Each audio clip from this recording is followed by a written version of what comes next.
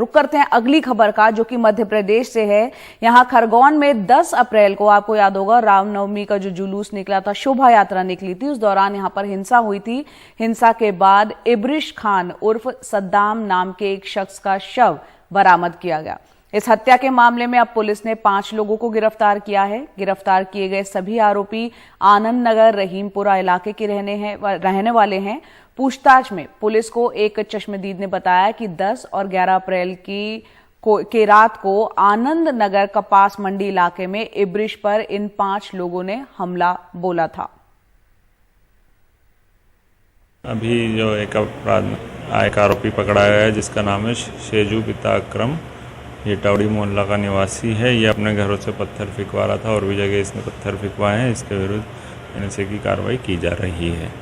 अभी जो प्रथम दृष्टया है वो यही कि दोनों का आपस में पथराव पहले हुआ था, बाद में लोगों में एक धार्मिक उन्माद था, इस वजह से इन्होंने अभी कुल 64 प्रकरण में 168 गिरफ्तारी की जा चुकी है।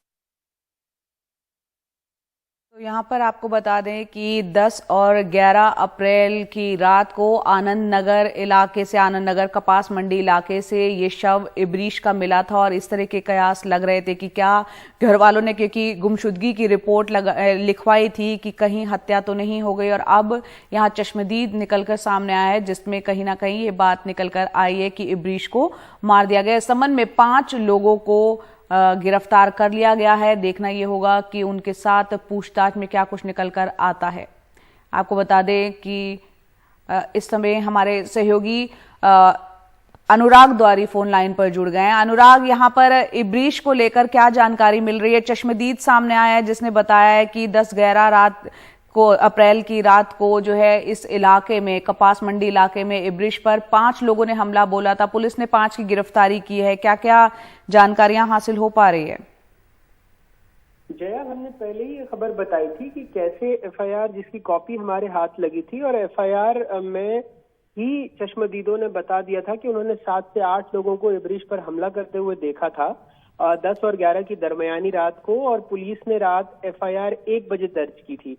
लेकिन इस मामले में जो एफआईआर दर्ज हुई थी, ये जानकारी इनको मिल गई थी, लेकिन एफआईआर दर्ज की 14 तारीख को, परिवार को 17 तारीख को बताया, और 18 तारीख को उसका शव खरगोन में नहीं बल्कि इंदौर के एमवाई अस्पताल में लाकर परिजनों को सौंपा गया। तो 8 दिन तो वहीं लग गए। कपास मंडी इलाके का ये मामला था।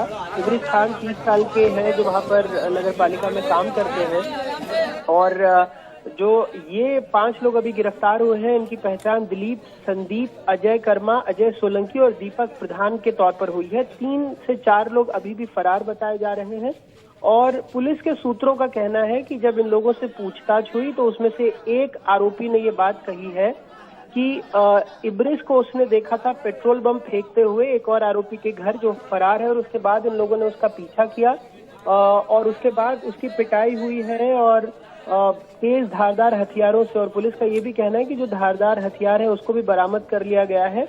इब्रिश की हत्या की गई है। हालांकि जो वहां पर अभी प्रभारी एसपी हैं रोहित कासवानी, उनका कहना है कि धार्मिक उन्माद इसके पीछे की एक वजह थी। लेकिन एक और बात सामने आ रही है कि उन लोगों ने ये देखा था कि उनके घरों पर हमला हुआ था, जिस भीड़ में इब्रिश भी शामिल था, और इसलिए उसकी हत्या की गई। जी अनुराग, क्योंकि ये खरगोन से शव जो मिला है वो बरामदगी इंदौर से हुई है, उसके तार कहाँ यहाँ पर जुड़ रहे हैं? पुलिस क्या कह रही है? साथ ही एफआईआर में देरी क्यों? देखिए, वही मैं आपको बता रहा हूँ। सारा सवाल इसी बात पर था कि जब किसी शख्स की हिंसा में मौत होती है 10 तारीख और 11 तारीख की दरमियानी रात, तब आप एफआईआर दर्ज करते हैं 5 दिनों बाद।